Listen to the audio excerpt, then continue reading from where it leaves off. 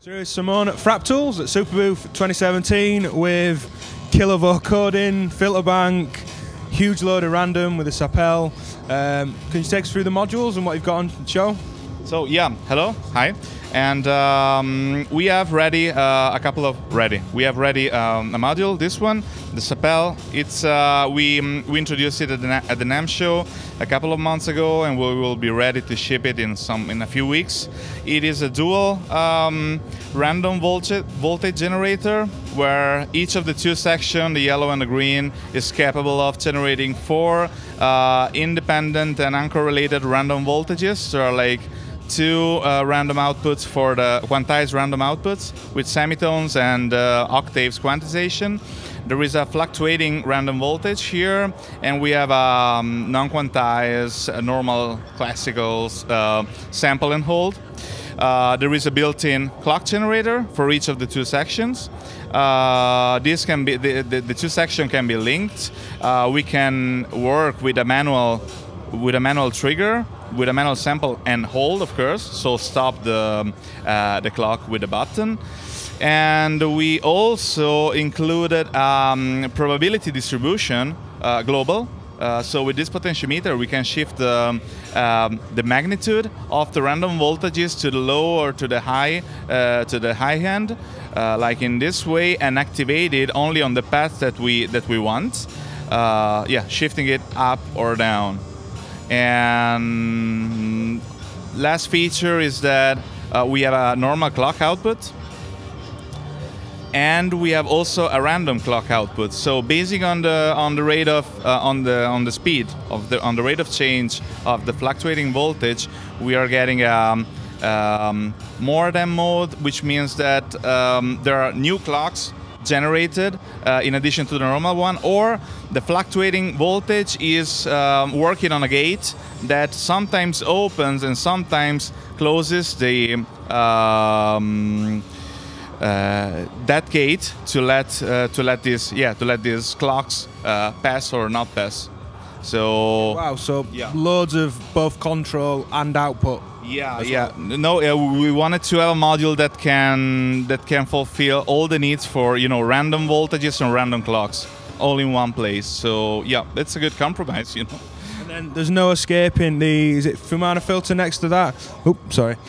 We'll maybe patch some random voltages in later, but yeah, let's talk through the filter bank first. Yeah, so the Fumana actually is a dual 16-band fixed filter bank. It's made of 16 bandpass filter, 40-80 beat per octave.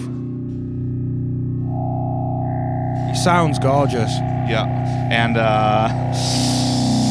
the difference with other fixed filter bank is that it's not a single filter, it's a dual filter, it's double. There are 2 arrays of the same filters. One is dedicated to the, you know, equalization or synthesis, and the second one is dedicated to modulation, and analysis. So we're effectively getting 2 full 16-band filter banks in this module.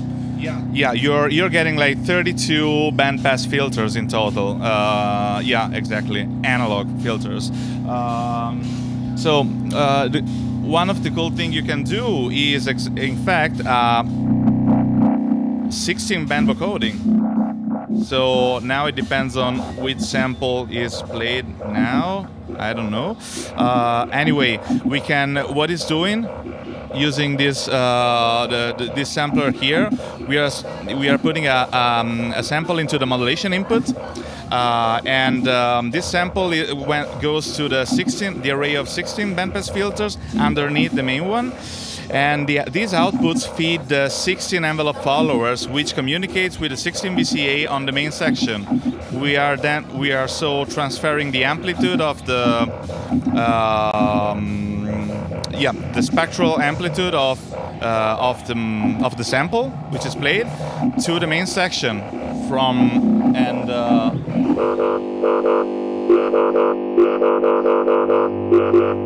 And we can work in conjunction with these modulation source, with slider position, or with the parameters on the bottom, like there is tilting and scanning of band scanning, which is not finished yet. There is a sort of bell setting for the scanning, so we can increase the the width of the scanning.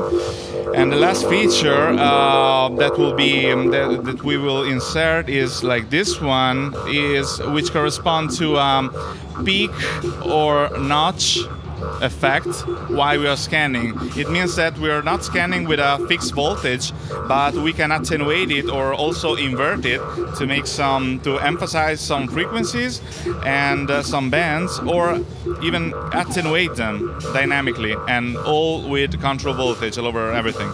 So can we hear some of the Sapel random modulation over the Fumana filter bank? Of course, yeah. I'll let you set a patch up.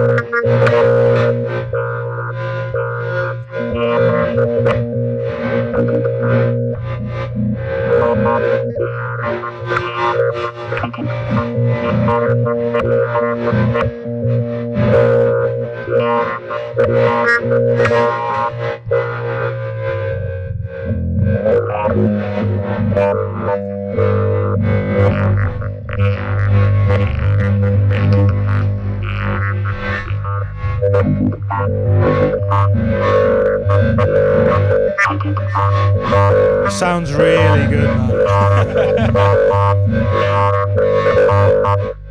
So of course, this is still a really early prototype. The guys finished to assemble it like at 9 a.m. on the first day, so like 2 days ago. Oh, wow. We was testing it on at the event here, and we have quite some stuff to improve. But I think it's a great starting point. Yeah.